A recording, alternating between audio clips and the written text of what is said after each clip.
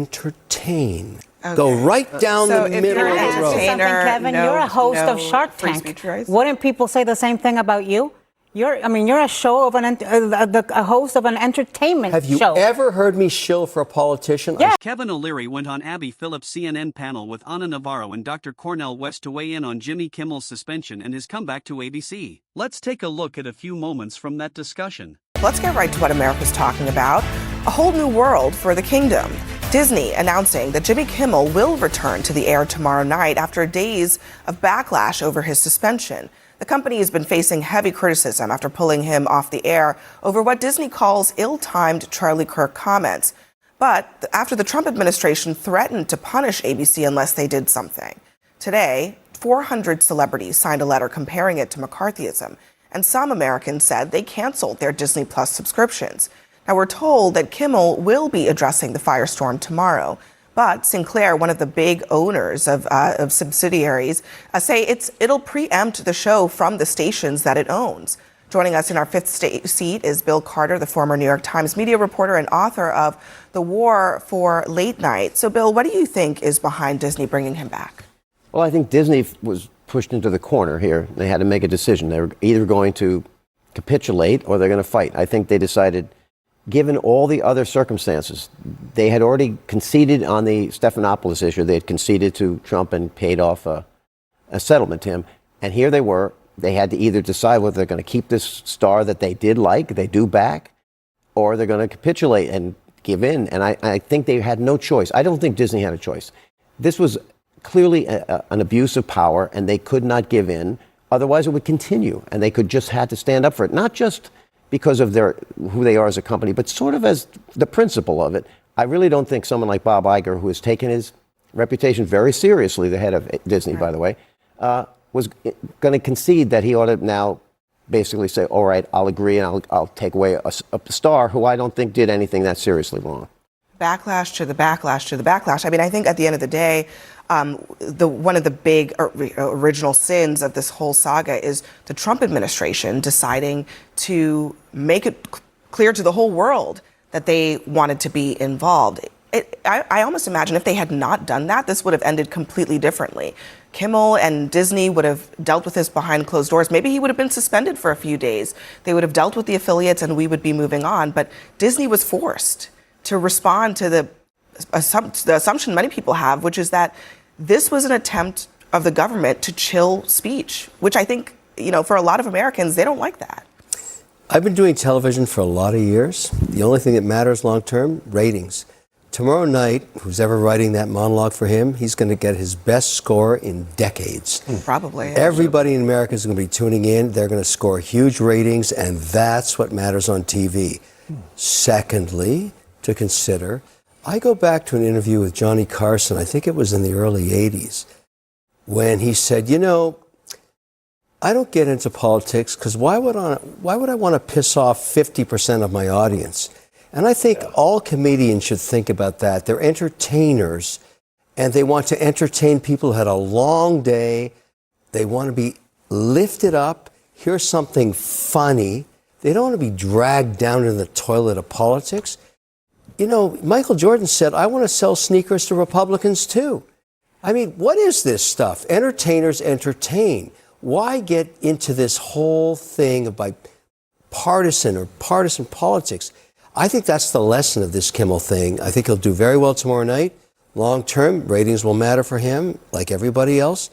But the lesson to everybody is, if you're an entertainer, a musician, entertain. Okay. Go right down the middle of the road. Kevin, you're a host of Shark Tank. Wouldn't people say the same thing about you? You're a show of a host of an entertainment show. Have you ever heard me shill for a politician? Yeah, every night when you come here. I shill for policy. I'm a policy wonk. I say, here's what their policies do to American entrepreneurs. All right, Thank goodness I'm But here. Kevin, I mean, you are a guest here a lot, and I've heard you strongly criticize Democratic politicians. Maybe you don't shill for one politician. Policy. No, I know. I've heard you make. I've heard you make personal comments about Democratic politicians right here at this table. But to Anna's point, you have free speech rights just like everybody else does. Right. Are they not allowed? You're allowed to do it. Why are comedians not allowed? Was down the middle mostly. But if you were president, he made fun of you. He made fun of you if you were president. He did politics, in terms of a joke. If you were president, you were made fun of. And the presidents did not then get their back up and say, we got to stop that. I don't like him doing that, because he was Johnny Carson. And listen, one of the longest running comedy shows in history, Saturday Night Live, has been making fun of presidents forever. Absolutely. Of every, of presidents every have always, affiliation. you know what? And Abraham Lincoln had political cartoons made about him, and he didn't say close down the newspapers. I don't think that's an And if you were here in the 90s, Monica Lewinsky, Bill Clinton, but the other thing, look, maybe what you're saying is true, but Sinclair, one of the owners of these affiliates, they were planning to air this lengthy Charlie Kirk special in place of Jimmy Kimmel. And guess what? They didn't do it. They backpedaled and they dropped those plans and aired Family Feud instead. If it was so crystal clear that viewers really wanted more politics, but just right-leaning politics, why did Sinclair back off that? I don't know that Sinclair backed off of that. In fact, Sinclair has actually made quite a stand by saying we're not going to be we're preempting Jimmy Kimmel's show tomorrow night. But they were going to air on Friday a documentary. They said in their whole statement about Jimmy Kimmel, they were like, we're going to air this documentary instead, and then they didn't do it. And I don't have an answer for that, but I can tell you this, the conversation at the table tonight has not even touched on the fact that what Jimmy Kimmel did was insult an entire half of the nation and a grieving widow and people who had lost someone that was dear to them and a voice that was lost to America. And this was not about free speech, about politics. This was about somebody making a horrible decision. What was the insult? It was a horrible decision for him to come out and say that the murder was unrelated to what it really is, a leftist ideology that attacks someone who is a conservative ideology. Everybody knows that. Ana Navarro absolutely nailed her response, and honestly, Kevin O'Leary walked right into it. He shows up on Abby Phillip's panel, just like he does on Piers Morgan's show, and keeps echoing the same pro-Trump lines, even though, funny enough, he's not even American, he's Canadian. He tried to argue that entertainers should just stick to entertaining, bringing up Johnny Carson as an example. But that's where he lost the plot. Carson cracked political jokes all the time. He roasted presidents from Nixon to Reagan to Carter. Politics and late-night comedy have always gone hand in hand. Even Saturday Night Live has built decades of iconic sketches out of political satire. The real issue here? Trump can't take a joke. He actually wanted NBC's license pulled just because of SNL. Meanwhile, past presidents could laugh at themselves. George H.W. Bush loved Dana Carvey's impressions, and even George W. Bush found Will Ferrell's version of him hilarious. They had thicker skin. Trump just doesn't. And instead, he insulted half of Charlie Kirk, but what he did was he insulted half of America that was in the middle of grieving over the loss of someone we revered. But can I tell you something? And that being said, you have to also look and say, what is the FCC even for? But can I say the something? The FCC is a licensing body. Last night, that grieving widow, with incredible grace and compassion that I think I wouldn't be capable of, I agree, came out and said that she forgave the killer of the man who killed her two babies. So I would say that if you're going to honor the Kirks, if you're going to honor what they stood for in terms of, and I disagree vehemently with a lot of the things he said, but he stood for free speech. And so I don't understand how the way to honor a man who stood for debate and free speech is to stifle free speech and penalize. But the piece I don't you're understand missing, how we can admire Erica Kirk for so gracefully forgiving the man who killed the father of her two babies, and we can't forgive a comedian for a lead-in to a joke. Trump is not the one who said get him off the air. Disney made a business decision. They have a fiduciary obligation to their shareholders, to their affiliate stations, and to their advertisers. But Phil, we were all here. Phil, we were all here when the FCC chairman went on a podcast and said we can do this the easy way or the hard way. Which is what the FCC is supposed to do. Here's no. What? No. Let's all right, hold on. Let me just play the Rand. Let me play what Rand Paul had to. I'm going to play what Rand Paul had to say about this because he was asked specifically about Brendan Carr's comments and whether or not that's what the FCC should be doing. Listen. Senator, do you believe that Brendan Carr's comments were appropriate? absolutely inappropriate. Brendan Carr's got no business weighing in on this. But people have to also realize that despicable comments, you have the right to say them, but you don't have the right to employment. And the FCC was wrong to weigh in, and I'll fight any attempt by the government to get involved with speech. Right. All right, so look, it's pretty clear.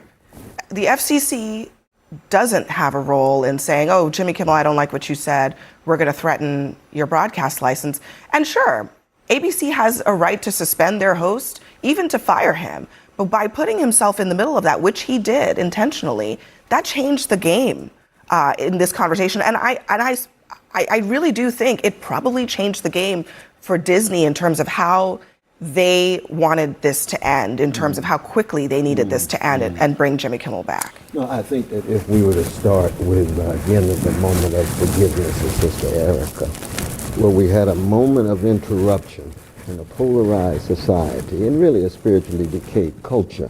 I think your microphone just slipped into your jacket. Oh, is that right? Move it up. All right. Then what I was really saying was... Okay. All right, I'll give you a moment to just fix your microphone, but I promise I'll come back to you. Cornell is fishing for his microphone. I am very happy that this seems to be getting resolved, or it's moving towards a resolution, because you know, we talk a lot about Kimmel, we talk a lot about Colbert. They're going to be okay, but there are hundreds of people that work on those shows. There's over 200 people that work on the Kimmel show, and these are people that were hurt badly because of COVID and shows being with skeletal crews. These were people that were hurt badly by the writer's strike that hurt so many TV shows. And so, you know, it's not just Kimmel you're hurting. Yeah, and it's a lot of American families. Go ahead. I'm back. I appreciate that, brother.